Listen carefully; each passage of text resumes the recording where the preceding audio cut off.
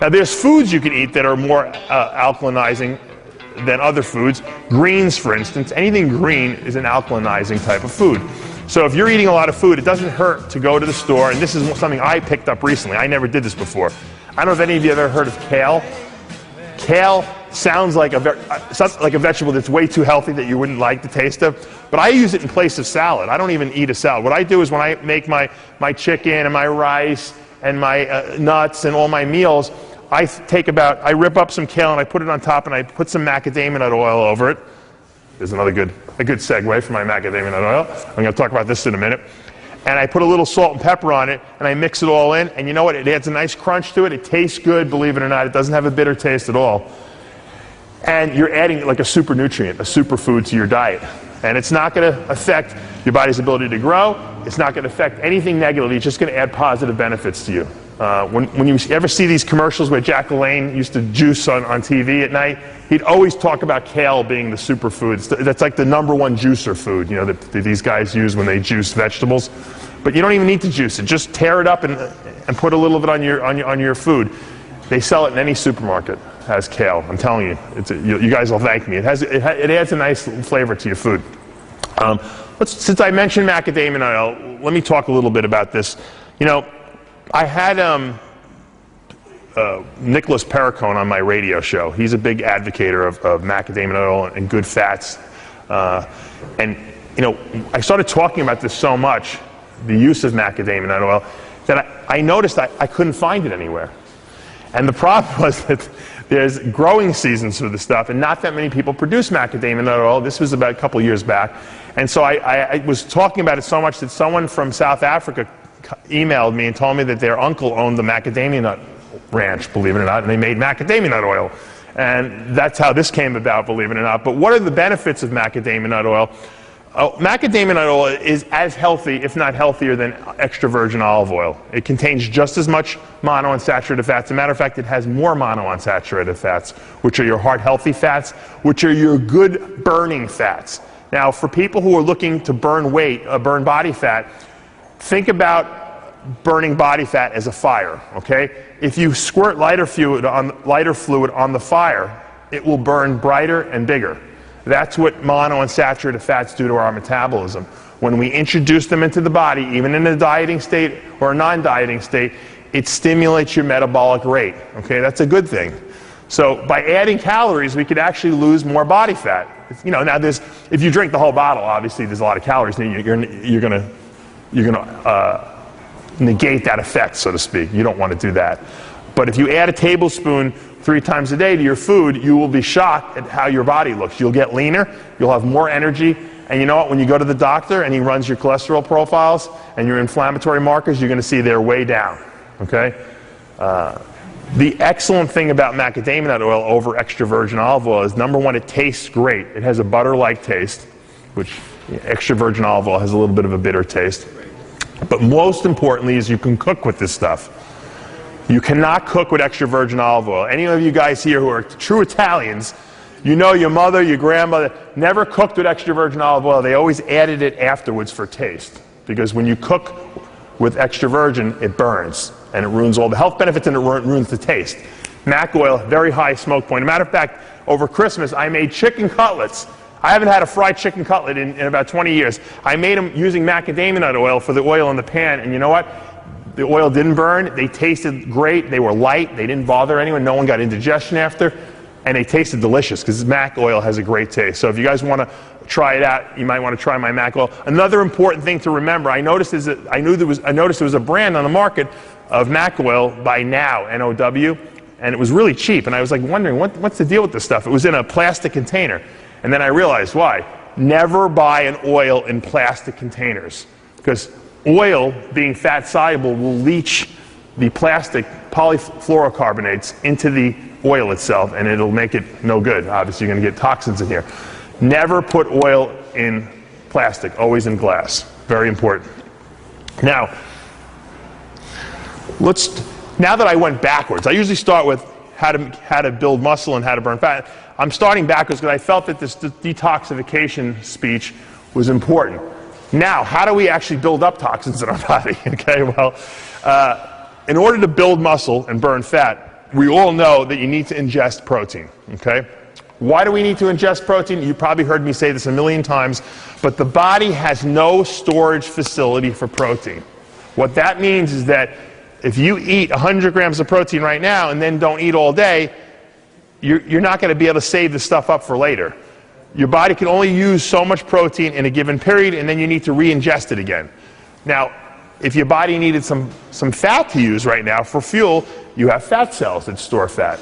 If your body needed some glycogen, some glucose, some carbohydrates essentially, for a fast explosive movement, you want to run across the street, your body has glycogen stores in the muscles and the liver. But there's no storage facility for protein. So if you go to the gym and you haven't eaten all day and you break down muscle and you still don't eat all day, okay, your body needs to get the amino acids from somewhere to repair this broken down muscle tissue. What it's going to do, it's going to break down your lean muscle tissue, that hard-earned body muscle that you walk around with, and it's going to use that to rebuild your body, which is analogous to being on a desert island and being starving and eating your arm for food, for sustenance. Yeah, you would not be hungry anymore, but you don't have an arm now. So as bodybuilders, as physique athletes, as people who want to build lean muscle tissue, if you want to build lean muscle tissue, you don't want to just go up and down, you need to consistently consume protein every 2 to 4 hours, depending on whether you're man or woman, throughout the day that you're awake. Very important point to make. It's very hard to do that by eating food meals all day long, okay? Because who the hell wants to eat 6, 7 food meals a day? It's the preparation time alone is crazy. So a lot of us rely on protein shakes. And I'm going to tell you something, it's actually a good thing to rely on some protein shakes. The reason being is that food is absorbed at 8 grams of protein per hour. What that means is if you eat a meal that has 48 grams of protein in it, it's going to take you 6 hours to absorb that food meal completely. That's just the way the body works. However, if you would have taken a protein supplement, a protein powder, specifically a whey isolate, which is about as pure as it comes, your body would absorb 48 grams of protein in about 15 minutes because there's no digestion required of the stuff. It's pretty much in a pre-digested state. So if we made a graph, okay, of blood protein levels, okay, and we ate a food meal, we would notice the graph would do this. It would gradually increase, and it would stabilize, and then it would do this until the meal ran out, and then it would go down. If you eat a protein shake, or if you drink a protein shake, I should say, you're going to get, it's going to spike up immediately, up very high, and then it's going to come right down. So if you combine your meals to be meal, shake, what you'll have is this gradual rise, and then every other meal you'll get this huge spike from your protein shake, and you'll always have a high baseline level because there's always going to be food in your body. That's the most efficient way to build muscle and to sustain muscle when you're dieting. Meal, shake, meal, shake. So even if you did 2 shakes a day and 4 meals, that would be better than having no shakes. So it's nice. That's why when people notice when they add a whey isolate into their regimen, they tend to start putting muscle on. It's not that they're adding more protein, it's that they're kind of giving their body like a fuel injection of protein. Now, people who eat, then there's the people, and you guys might know some of these people, you might even be these people, who drink protein shakes all day because they don't have time to eat or they don't like food, supposedly. And what these people notice is that they kind of grow initially pretty good, and then they have problems gaining weight or losing weight necessarily, because the fact that what happens is they're getting huge spikes, but then they're getting huge drops. So there's points in the day where you have no amino acids in the body. It makes it hard to grow when that happens, okay? So you really need to combine both. Now, what kind of protein do you want to use?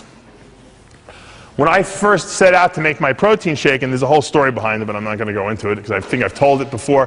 When I first went out to make a protein supplement, I said, look, I want to make a protein supplement that I could use.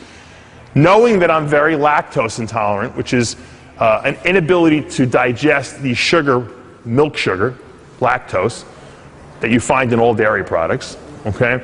I said, I got to make a whey protein that has no lactose in it, or virtually no lactose in it. The only proteins on the market that do that are what we call pure whey isolates, okay? There's 2 types of proteins, essentially. There's actually 3, but 2 types of whey proteins on the market, one being a whey protein concentrate that still has lactose in it, And then there's a whey protein isolate that has no lactose. The lactose has been completely removed. The isolate tends to be more expensive because it requires additional filtration processes. What most companies do is they combine the two of them together. They put 80% concentrate, 20% isolate. The reason they do this is they can say that there's an isolate in there. And what happens is you drink the shake, and if you drink enough of them, you wind up saying you're getting gas from it, you get diarrhea from it. Some people don't have problems with lactose. Most adults do. And what happens invariably is most people say, I'm not going to drink protein shakes anymore because I don't like the way I feel. And some people just think that protein shakes by definition cause this to happen.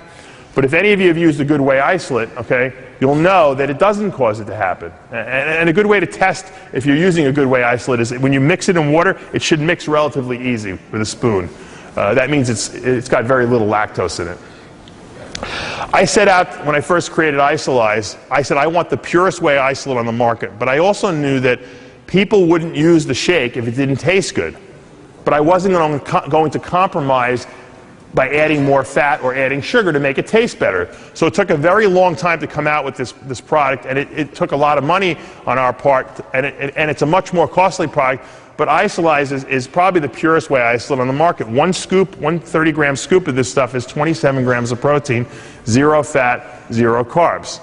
And you know, any of you who have tried it can attest to the fact that it sits very well in your stomach. And it's something that you look forward to doing, especially while dieting. I mean, here's our newest flavor, chocolate peanut butter. We can't even keep it in stock. It's so popular. If any of you have tried it, you'll know what I'm talking about. But this stuff doesn't taste like it's got nothing in it. But this is 27 grams of protein. There's 0 fat, and I think there's 1 gram of carbs in here, just coming from from fiber. So give it a shot. When you go shopping and you shop for whey proteins, always look for an isolate. Okay?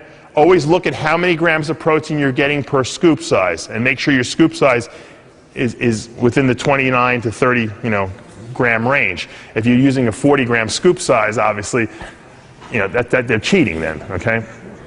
You get what you pay for. It really is what it amounts to.